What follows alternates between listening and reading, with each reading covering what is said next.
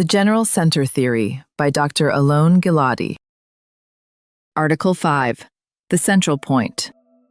Well, let's look for a moment at those aspects of the extreme limits that Einstein's theory does not handle, where values become infinite, where they break down, and so on and so forth. Those aspects that are beyond light. Those aspects that approach the beginning. Those aspects that approach what we see in the framework of the foundations of rational faith. As, in the beginning, God created the heavens and the earth. In the beginning, God created matter and spirit, and the earth was formless and void, and darkness was upon the face of the deep. And the Spirit of God hovered over the face of the waters. And then God said, "Let there be light." That is, we are in the time before light. The current scientific observation of light actually stops at what is now apparently accepted as 380,000 years after the Big Bang. What scientists actually see is what is called cosmic background radiation, on the basis of which they built a model of the universe 380,000 years after the moment of the Big Bang when the light appeared. Well, this cosmic radiation is actually what we see everywhere today, which is supposedly central proof of the existence of the Big Bang. That is, we see a kind of ellipse like this from all directions. The current science explains the fact that we don't see light within 380,000 years by saying that the universe was about 1 billion times denser than it is today, and therefore the light that was created a short time after the Big Bang as photons could not break through. But 380,000 years after the Big Bang, atoms began to form, and the universe expanded in such a way that light could in various forms, in the form of the cosmic background radiation, begin to disperse at the speed of light, and therefore what we see is the light as it broke out after it could have broken out. That is, according to those scientists, light existed even before that, from the moment of the Big Bang.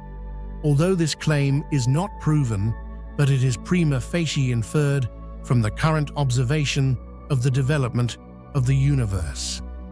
Well, when we look skeptically at the beginning of the universe, and we look at those 380,000 years in which we don't see light, there are three possibilities for the reason why we don't see light.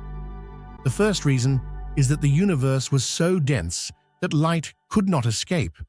We know that light is absorbed by dense bodies, like metal and the like, and therefore the claim that in a universe 1 billion times denser, light could not escape. Therefore this claim allegedly makes sense. But against this claim, there could be a claim that if light could not escape, why claim that there was light at all? Because we know that the current science see the photons as particles that do not divide and are therefore called elementary particles.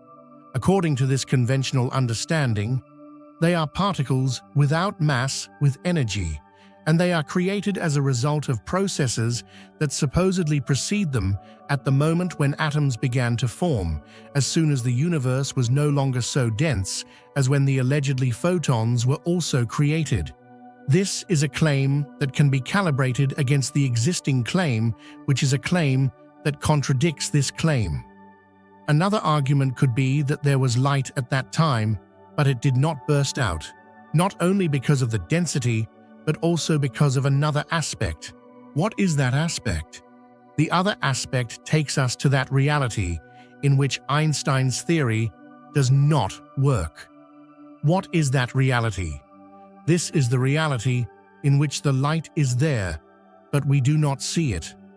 This is the same space as the black hole, that is a space of the singular point, where the mass of the star, what it swept into, is so great that its power is so great, whether it is the force of gravity or the force of the space-time universe, that does not align with Einstein's theory. It is the power of that singular point that does not allow light to escape from it.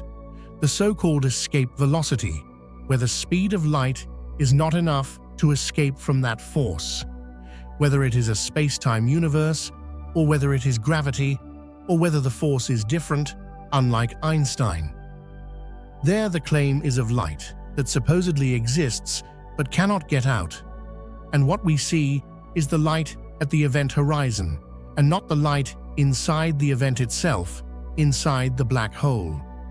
But this observation of the singular point in the black hole does not align with the observation of science on the subject of the Big Bang. And why doesn't it agree with it? Because the foundation of the Big Bang theory is that after the Big Bang, the world, the universe, expanded. The universe is expanding in all directions, in the form of some kind of cone that expands into some kind of space created like some kind of balloon, by acceleration of all the stars, an acceleration that was predicted in about 1920 by Hubble, an expanding universe. These are two phenomena that also contradict Einstein's theory, that phenomena of the moment of the Big Bang and that of the expansion of the universe.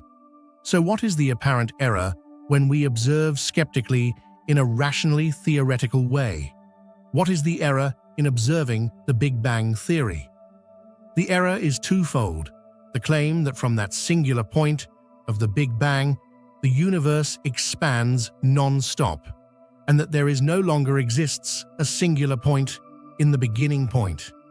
This is one fundamental error that raises a fundamental question: why there is no longer a singular point in the center of the universe? Does all the matter that was, all the mass, all the forces that were at that moment of the Big Bang evaporated, or there's still a singular point at the same place where the Big Bang began?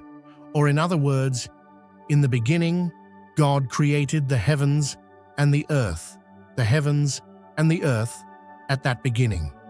Who said that that beginning was as if it did not exist, and everything that was in it spreads from here on out? It is precisely the black holes that are not created by chance in every collapse of a star, but they are created only in a star of a certain mass, and after it has gone supernova, the star collapses inward. If we look at the cosmic background radiation, we see something that is very reminiscent. If we look at the singular point of the Big Bang of the black holes, we see an object that is very reminiscent of the singular point of the beginning of the universe. But what else do we see in black holes? We see black holes in the centers of galaxies, in every galaxy.